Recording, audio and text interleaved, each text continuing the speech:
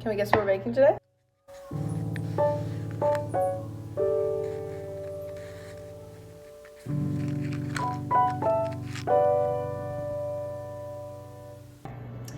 Let's get right into it. We are using the Unofficial Studio Ghibli cookbook, which I love. I think it's a lovely little cookbook. And we are specifically using this recipe, the rewarding and decadent chocolate cake, or Kiki's cake. So we're gonna be making this today, and we're making it gluten-free because I have celiac disease, and so I need to eat gluten-free. First, we need 2 cups of cake flour. If you are using gluten-free flour like I am, a teaspoon of guar gum or xanthan gum. I use guar gum, you can use xanthan gum, they do the same thing. Just to make it act more like gluten flour. And then our sugar, which is 1 1/4 cups of granulated sugar.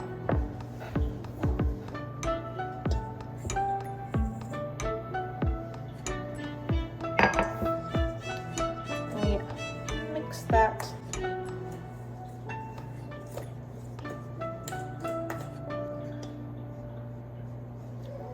Of course, when I'm not talking is when the sawing isn't happening. It's only when I'm talking, because of course it is. Okay, now we have to switch to the stove. Now we get to do the fun thing where we're on the stove and I don't have a good place to film. And we have to bring some of our ingredients to a boil. The first ingredient on our list is our butter, which is 7 tablespoons. Pop that in there. Then we add a 1/2 cup of neutral oil. I'm using vegetable oil.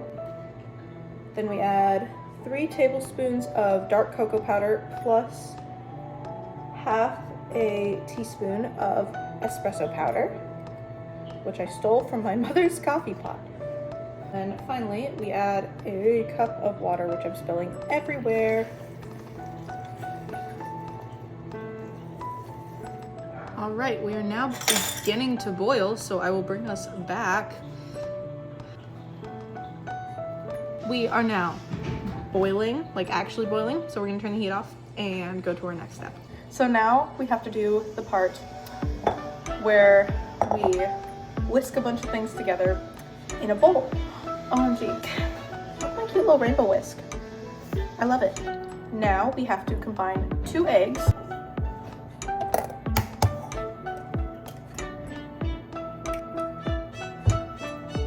No shell, nice. Now we add a teaspoon of baking soda, 1/2 cup of buttermilk, a pinch of salt, a teaspoon of vanilla, and if you don't know, most vanilla caps, like this one right here, are a teaspoon, so you don't even need to get a measuring cup or measuring spoon. You just need the cap. It'll be a little extra vanilla-y, but who cares? Now we have to whisk that together. I feel like I missed a step. Oh my god, I did miss a step. It's okay, it's not an important step. We can do that step now. We need our stovetop ingredients. We need our dry ingredients. This smells so much like coffee. There's only a 1/2 teaspoon of coffee in here. Now we add in our egg mixture. Egg and all that good stuff. You can't see that. Cake batter, OMG, wow. So awesome. Where'd my book go? It's behind me. Okay. There are so many steps in this that I'm not doing. I'm not taking the time to wrap damp cloth strips around the perimeter of the cake tins and securing with metal safety pins to prevent my cakes from doughing. I will just cut my cakes if they dough. Who cares that much? Yeah. I don't know if I said this before, but we preheated the oven to 350. 350 degrees Fahrenheit. Don't do this in Celsius. That would be way too hot.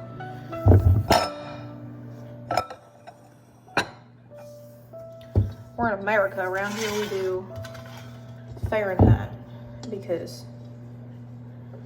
I don't know, we're Americans. They're starting to come together.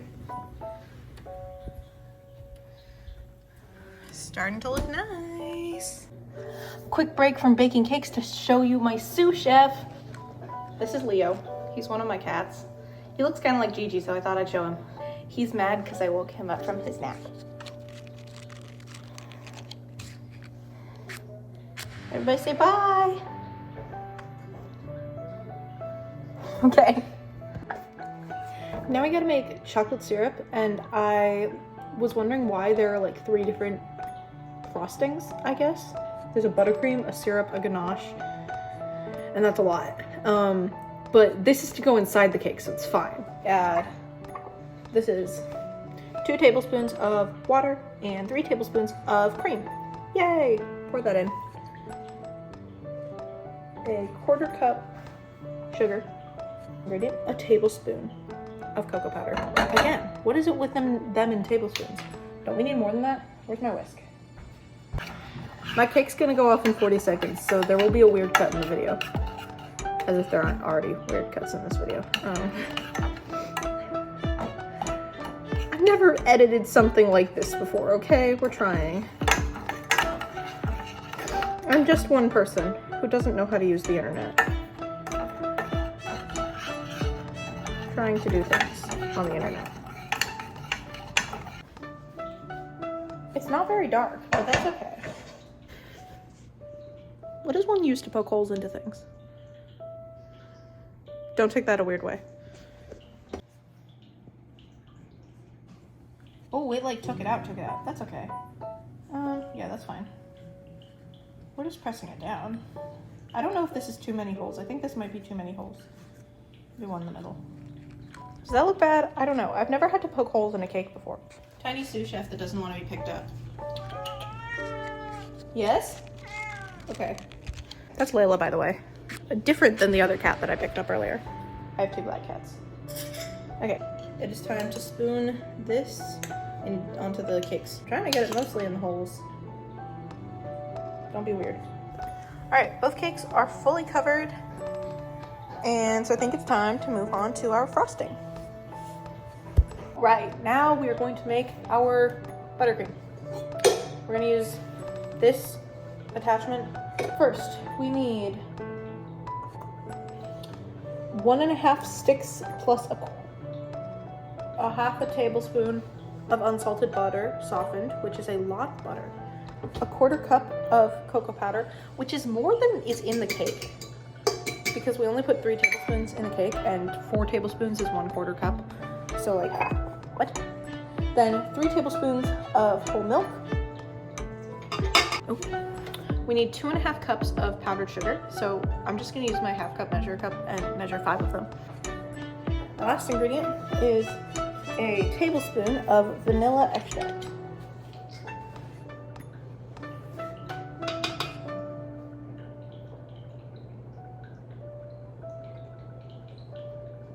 There is our tablespoon.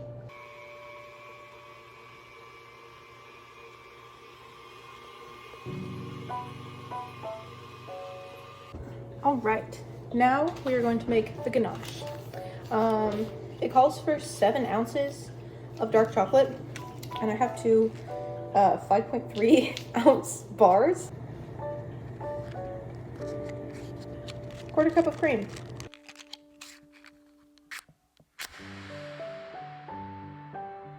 All right, now on to the next part. I microwaved some white chocolate. And we're going to put it on this sheet pan, which has these silicone things, mats, on them. So then we can spread it out, and then I will cut out the shapes that we're putting on the cake. They piped it on, that's what they say to do in the recipe. But personally, I have really shaky hands, and so whenever I pipe something, it gets messed up. So we're just gonna spread this out, let it cool off a bit, and then, you know, cut it out. All right, now that I've made an abundance of K's and I's and a tree and Kiki, we are going to use food coloring pens. They just have food coloring in them. They're just like a normal pen. So we're gonna start with her bow.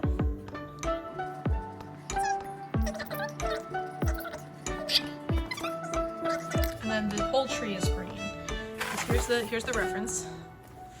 So red and then green, and then the rest of it's white. And since I have so much extra chocolate, I think I'm gonna just cover the side of the cake in chocolate just to make it look a little bit nicer.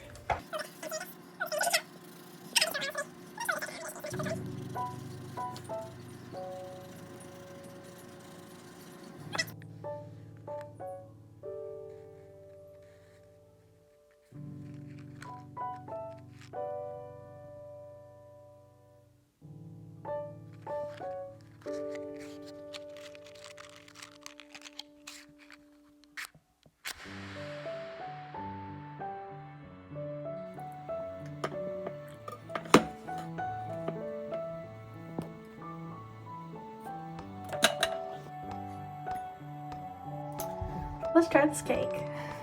I'm very excited. You take the first bite. Is it good? Okay. That's really good cake. It's not as chocolatey as I'd expect it to be. I don't know if that's from the not using the dark cocoa powder or if that's just because it was only 3 tablespoons in the cake. But personally, I'd recommend adding more chocolate if you're making this cake, because it's not super chocolatey, but it's really good. All right, until next time, bye.